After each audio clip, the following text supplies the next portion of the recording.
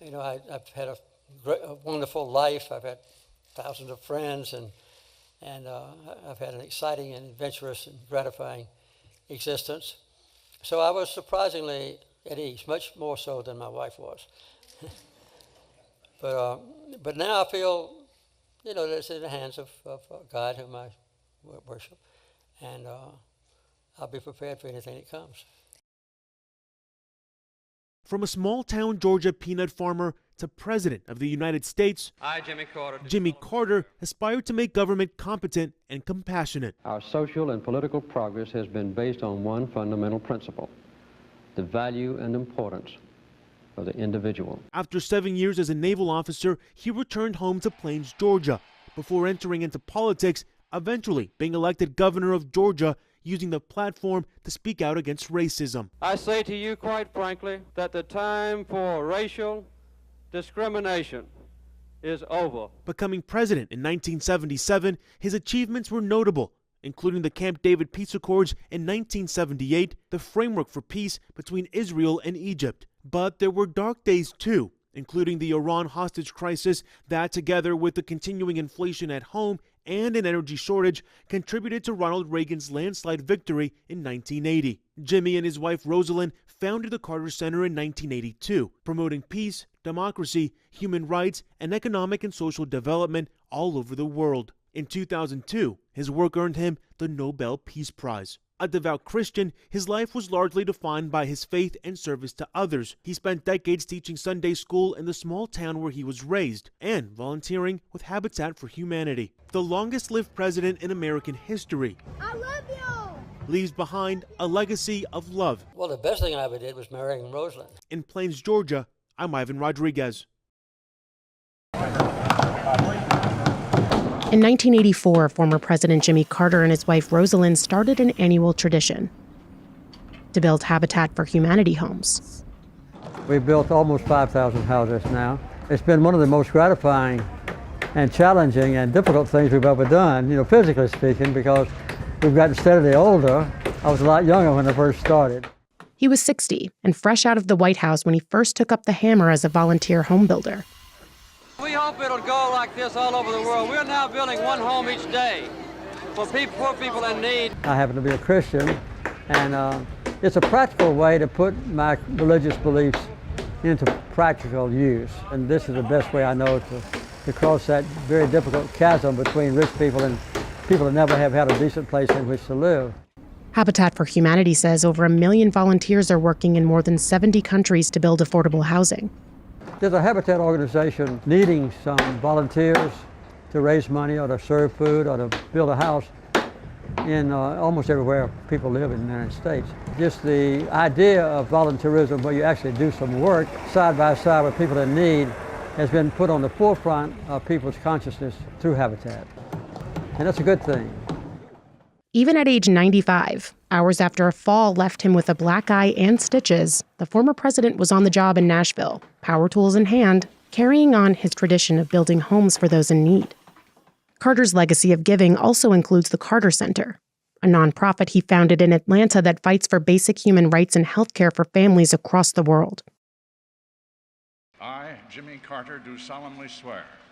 I, Jimmy Carter, do solemnly swear That I will faithfully execute. that I will faithfully execute The office of President of the United States. the office of President of the United States And will, to the best of my ability, and will, to the best of my ability, preserve, protect, and defend preserve, protect, and defend the Constitution of the United States. the Constitution of the United States. So help me God. So help me God. Congratulations.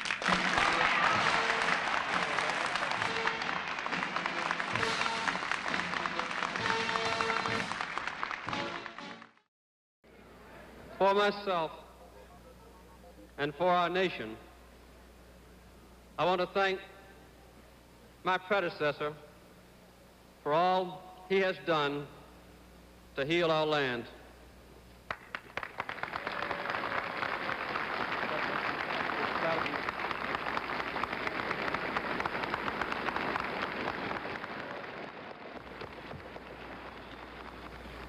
In this outward and physical ceremony, we attest once again to the inner and spiritual strength of our nation.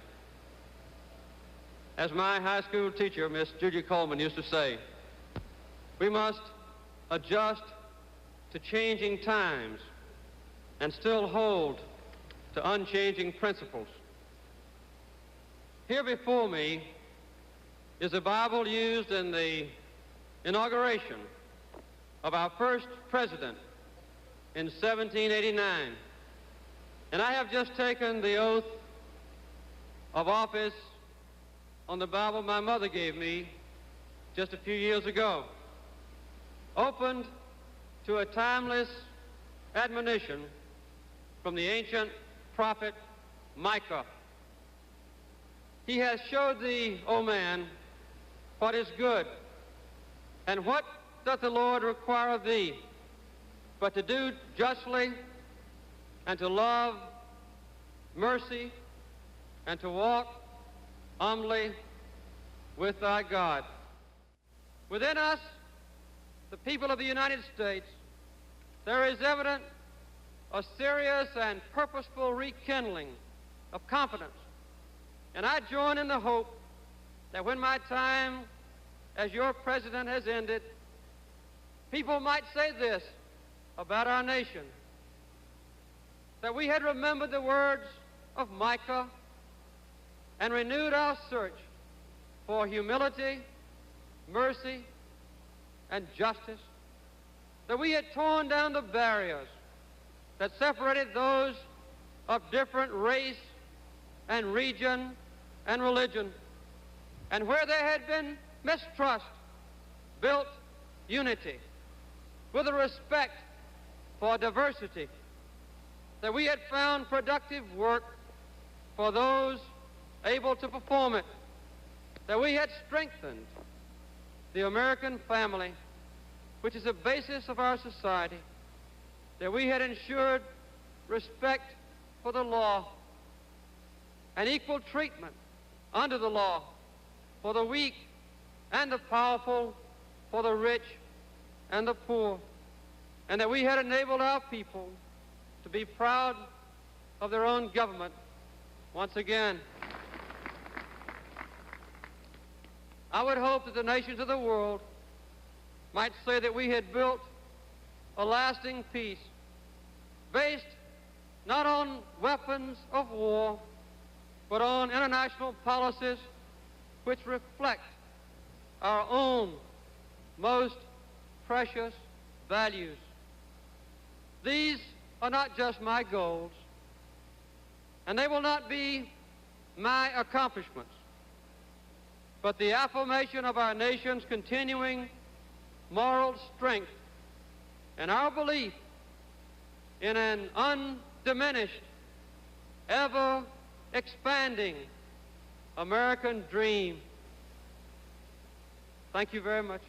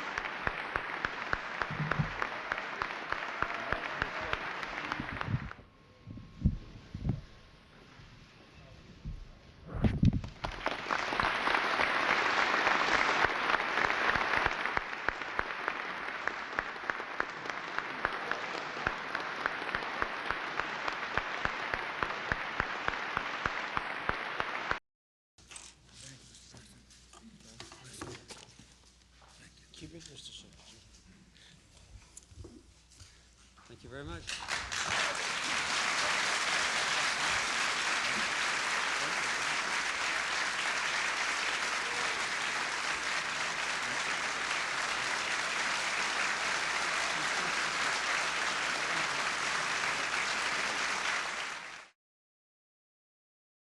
The struggle for human rights overrides all differences of color or nation or language.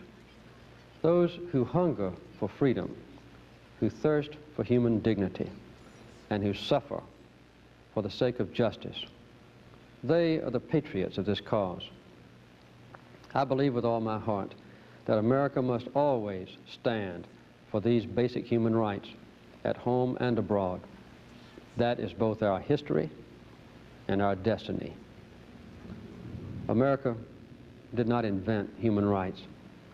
In a very real sense, it's the other way around. Human rights invented America. Ours was the first nation in the history of the world to be founded explicitly on such an idea. Our social and political progress has been based on one fundamental principle: the value and importance of the individual. The fundamental force that unites us is not kinship or place of origin or religious preference. The love of liberty is a common blood that flows in our American veins. The battle for human rights at home and abroad is far from over.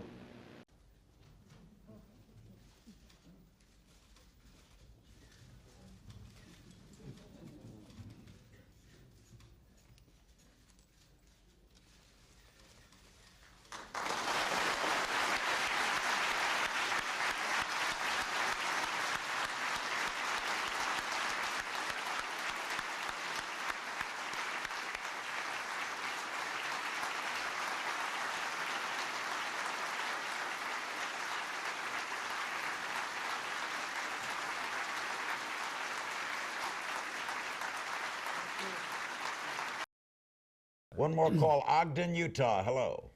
Yes. President Carter, I would like to tell you that the first time I voted for you. I've never regretted it. And I would like to know what you want to be remembered as. The legacy. Well, the things that a lot of people remember about me is I was not reelected for a second term. What's your own legacy, do you think? Well, I kept our Peacekeeper? country at peace. You know, I never sent a soldier into battle. I never bombed anybody. I negotiated peace for other people, like in the Mideast and Zimbabwe. And I promoted human rights to the utmost of my ability. So if people 100 years from now remember me, I would like for them to connect peace and human rights to my name. It's an honor being in your presence. Thank you very much, Larry. God gives every one of us life and freedom. And I think enough opportunity and talent to live a completely successful life as judged by God. And we don't have to be rich, we don't have to be powerful, we don't have to be influential, we don't have to be good speakers in order to make a beneficial impact. And within the limits of our own capabilities and opportunities, we need to search about how to make the utmost impact for peace, for human rights, for freedom. Our social and political progress has been based on one fundamental principle: the value and importance of the individual. Based on this knowledge of Georgians, North and South, rural and urban, liberal and conservative, I say to you quite frankly that the time for racial discrimination is over. These are not just my goals, and they will not be my accomplishments, but the affirmation of our nation's continuing moral strength. Human identity is no longer defined by what one does, but by what one owns. But we've discovered that owning things and consuming things does not satisfy our longing for meaning. War may sometimes be a necessary evil, but no matter how necessary, it is always evil, never a good. America did not invent human rights. In a very real sense, it's the other way around. Human rights invented America. This is a sad day, but it brings back an incredible amount of good memories. Today, America and the world, in my view, lost a remarkable leader.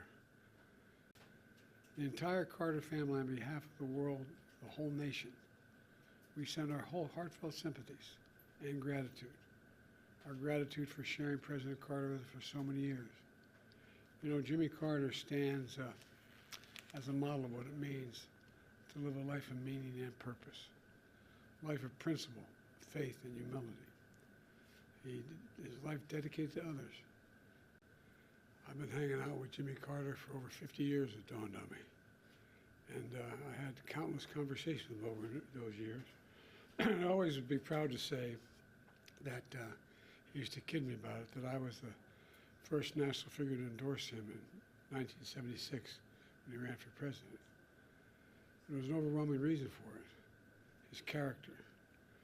What I find extraordinary about Jimmy Carter, though, is that millions of people all around the world, all over the world, feel they lost a friend as well, even though they never met him. And that's because Jimmy Carter lived a life measured not by words, but by his deeds. Just look at his life, his life's work. He worked to eradicate disease, not just at home, but around the world. He forged peace, advanced civil rights, human rights, promoted free and fair elections around the world. He built housing for the homeless with his own hands. And his compassion and moral clarity lifted people up and changed lives and saved lives all over the globe. We may never see his like again. We'd all do well to try to be a little more like Jimmy Carter. You know, my mom, you've heard me say this before, used to say, bravery lives in every heart, and someday it'll be summoned. Every time it was summoned, he stepped up. Every time, politically, personally, morally. And, you know, everything. The one thing I admired most about him, he thought and believed, and he really did believe this, and I do as well, that everybody deserves an even shot. No guarantees, just a shot. Everybody deserves a shot. And, you know, he gave an awful lot of people a chance. I have a number of them. I guess maybe my fondest memory of Jimmy Carter was when he grabbed me by the arm and said, I need you to help me with my campaign. And I said, I've only been around a couple years, Mr. Governor. He said, no, it'll make a difference. I said, I'm not sure it will. He said, no, it will. When I endorsed him for president, I told him why I was endorsing him, and that it was not only his policies, but his character, his decency, the honor he communicated to everyone. And, but he was also he and Roosevelt were very kind to Jill and me when we lost our son, Bo.